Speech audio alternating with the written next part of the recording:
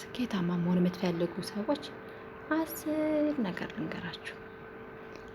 ሚስጥር ናቸው። ለራሳችሁ እንዳትደብቁ አዳምጡ። የመጀመሪያው the first one clear goal, the second one consistency, third continuous learning,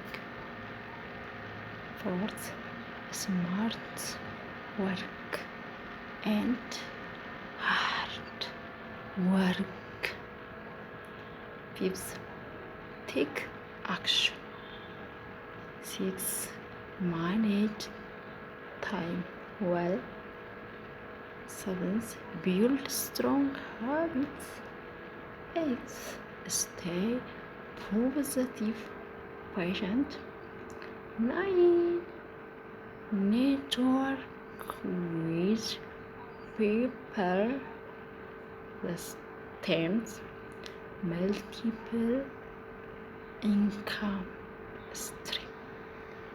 10 ዋና ዋና የስኬት ቁልፎች በመባል ይታወቃሉ።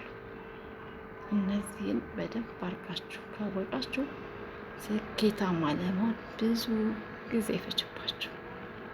አመስግናለሁ።